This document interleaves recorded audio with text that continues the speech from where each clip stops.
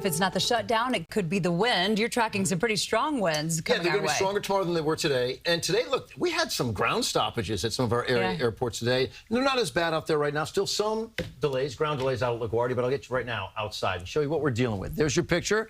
Now, that wind gust right now at LaGuardia is coming in at 26 miles per hour. That's the data right now I want to show you from LaGuardia. So it's not a ground stoppage, but we do have some delays out there. So if you're traveling, you might want to just check in. There's your picture outside, which has really been a beautiful looking day. You know, temperatures about where they should be. Well, for your day tomorrow, it's really mild, about 65 degrees. It's a breezy day, even sort of breezy in the morning hours, but it's tomorrow night late, 9 o'clock at night. That's when the high wind watch from the National Weather Service goes into effect. We have a first alert weather declared from 9 p.m. tomorrow until 8 a.m. Thursday. So you're windy again, especially starting off Thursday. But look at this. Thursday's also about 10 degrees colder.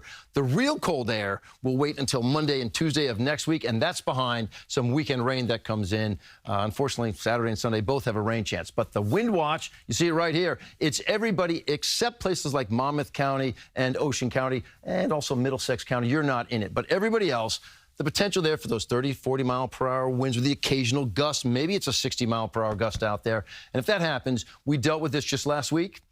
You know what it can do. You can have some power lines come down. There can be some tree damage, some power outages as a result.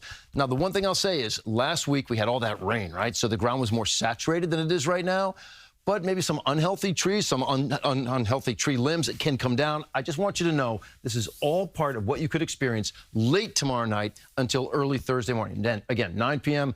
to 8 a.m. on Thursday. So what will the winds be doing? Here we go. This is getting you into tomorrow night. You see some of those wind gusts potentially 60 miles per hour. By the time you get to Thursday, it's still blowing out there, but this is 10 a.m. By 8 p.m., we should be below that threshold of seeing the chance for some 50 or even 55 or 60 mile per hour gusts, but it's still windy. I mean, those are basically widespread 30 mile per hour gusts for anybody out there. That's Thursday.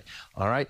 What is this coming from? It's all this little clipper system, which doesn't look all that impressive. Now, your Wednesday is going to be a beautiful looking day. This is 9:15 in the morning. All right, as that gets closer, it starts to spill a few more clouds into the area. The front will pass, and this is when I think we see some of the worst wind.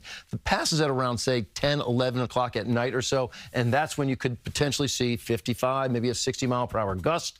The rain chances are real minor with this. I don't see a lot of rain at all. It pushes on through. Look at that, maybe some lake effect snow showers behind it. It's getting to be that time of year, right? Well, let's get to that 7-day forecast. We'll talk you through everything because I told you the weekend has a rain chance and it kicks in maybe Friday night. And then Saturday and Sunday, both days coming in with at least some kind of a rain chance out there. There's going to be a big break, and it's a good sizable break as well, I think Saturday afternoon. But we do sort of see rain chances out there. And then the cold air really sets up behind that front on Sunday. Monday and Tuesday, we do not get out of the 40s. It's very possible on Tuesday that some of you, especially north of the area, won't get out of the 30s. The 40s, the 30s. I'm not ready. The 30s for your highs. That's cold. That's cold. Oh, it's all part of the season, Gage. It's true. It's still fall. I know. It's too cold for me, too. Thanks, Lonnie.